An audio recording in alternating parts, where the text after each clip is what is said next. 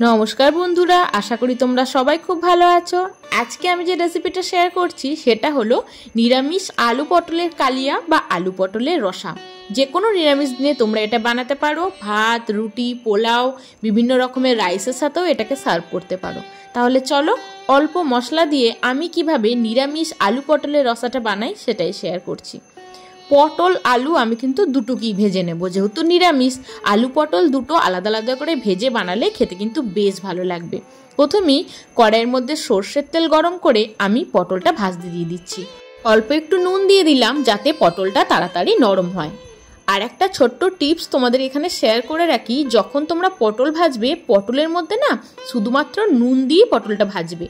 পটলের মধ্যে যদি হলুদ দিয়ে ভাজা হয়, যে তেলটা বাকি থাকবে কড়াইয়ে তেলটা কিন্তু কালো হয়ে যায়, আর রেসিপির কালারটা বা যে তরকারিটা বানাচ্ছ সেটাও কিন্তু একটু কালো টাইপের হয়ে যায়। সেই কারণেই নুন দিয়ে পটলটা ভেজে নেবে। যে তেলটা আছে তার মধ্যে আর 1 চামচ মতো তেল আমি অ্যাড করে দেব, তাহলে এবার আলুটাও আমরা এই তেলে ভাজতে পারবো। পটলটা ভেজে তুলে নিলাম, তারপর এবার ডুমো ডুমো করে কেটে রাখা আলুগুলো ভেজে নিচ্ছি। তোমরা কারা কারা এই আলু পটলের তরকারিটা পছন্দ করো আমাকে কিন্তু কমেন্ট সেকশনে জানাবে। আমি না সারা বছর অপেক্ষা করে থাকি বাজারে কখন এই কচি কচি পটলগুলো আসবে। আমার যে আলু পটল খেতে এত ভালো লাগে, আলুটাকেও না অল্প একটু নুন দিয়ে নাড়াচাড়া করে নিচ্ছি আর মিনিট 5 মতো ঢাকা দিয়ে রাখবো। আলুটাকে একটু ভালো করে ভেজে নেব, আলুটাকে আলাদা করে তো সেদ্ধ করিনি, তাই আলুটাকে মিনিট 5 মতো ঢাকা দিয়ে লাল লাল করে ভেজে তুলে নিচ্ছি। দেখতেই পাচ্ছ আলুটা কিন্তু ভালোভাবে ভাজা হয়ে গেছে। এবার আলু পটল আমাদের কিন্তু দুটোই ভাজা হয়ে গেছে।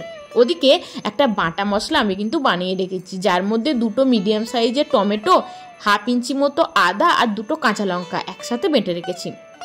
চলো, যে তেলটা ছিল সেই তেলের মধ্যে 1 চামচ তেল অ্যাড করলাম আর কিছু গোটা গরম মশলা, যার মধ্যে দিয়েছি এলাচ, দারচিনি আর লবঙ্গ। গরম মশলা ফোড়ন দিয়ে বললাম না যে বাটা মশলাটা বানিয়ে রেখেছিলাম, টমেটো, অল্প একটু আদা আর 2টো কাঁচা লঙ্কা।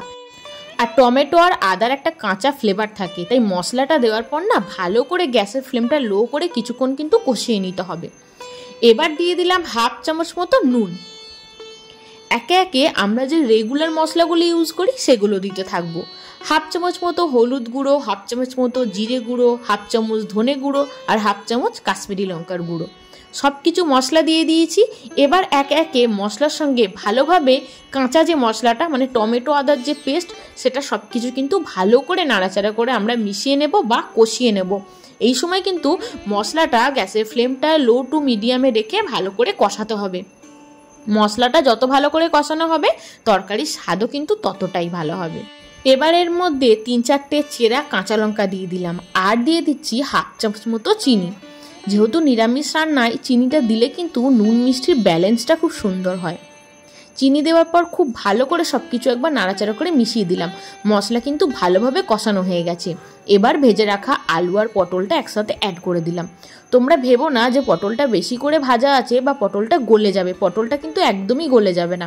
আলুটা যদি ভেজে রাখা হয় আর কোনো রকম কিন্তু বেশি সময়ও লাগবে না এই রান্নাটা, মোটামুটি মিনিট 5 মতো ঢাকা দিয়ে রাখলেই আলুও সেদ্ধ হয়ে যাবে আর পটল কিন্তু একদমই গলে যাবে না। আলু পটলটা দিয়ে মশলার সাথে ভালোভাবে কিন্তু কষিয়ে নিতে হবে, যাতে আলু পটলের মধ্যে মশলা সব কিছু ফ্লেভার ঢুকে যায়। মিনিট 2 মতো এটাকে ঢাকা দিয়ে রেখেছিলাম। ঢাকা দিয়ে একদম ভালো করে মশলার সাথে আলু আর পটল কষিয়ে নিয়েছি। তারপর এর মধ্যে দিয়ে দেব 1 কাপ মতো গরম জল। গরম জলটা সম্পূর্ণ দেওয়া হয় যাতে রেসিপির টেস্টটা ভালো হয়। ঠান্ডা জল দিলে কিন্তু এখানে কুকিং প্রসেসটা বন্ধ হয়ে যায়। 1/2 কাপ মতো গরম জল দিয়ে দিলাম, দিয়ে খুব ভালো করে একবার মিশিয়ে নিচ্ছি। এটাকে এবার মিনিট 5 মতো ঢাকা দিয়ে রাখবো, তাহলে কিন্তু আলু ভালোভাবে সেদ্ধ হয়ে যাবে। মিনিট 5 মতো ঢাকা দিয়ে রাখলাম, তারপর আমরা ফিরে এলাম। দেখতেই পাচ্ছ রেসিপি কালারটা দারুণ এসছে। শেষে অল্প একটু গরম মশলা গুঁড়ো দিলাম আর দিয়ে দেবো 1/2 চামচ মতো ঘি। ব্যাস, এই নিরামিষ আলু পটলের তরকারি না যে কোনো আমিষ রান্নাকে টেক্কা দেবে, এত ভালো হয় খেতে। এইভাবে বানিয়ে একবার অবশ্যই বাড়িতে দেখো আর আমাকে কমেন্ট সেকশনে জানিও তোমরা কারা কারা এইভাবে আলু পটলটা খেতে পছন্দ করো। আর যদি মনে হয় একটু বেশি গ্রেভি রয়ে গেছে সেক্ষেত্রে কি করবে, 2-1টা আলু খুন্তির সাহায্যে একটু ভেঙে ভেঙে দেবে, তাহলেই কিন্তু একদম মাখো মাখো হয়ে যাবে। আর আলু পটলের তরকারি মাখো মাখো খেতে ভালো লাগে না। আচ্ছা বলো তো, আলু পটলের তরকারি দিয়ে তোমরা কিসের ডাল খেতে সবচেয়ে বেশি পছন্দ করো? আমার তো আলু পটলের তরকারি দিয়ে কলাইয়ের ডালটা খেতে বেশি ভালো লাগে, যেটাকে বলে বিরির ডাল। তোমরা আলু পটলের তরকারি দিয়ে কোন ডালটা খেতে পছন্দ করো আমাকে কিন্তু জানিও। আমাদের রেসিপি একদম ডান।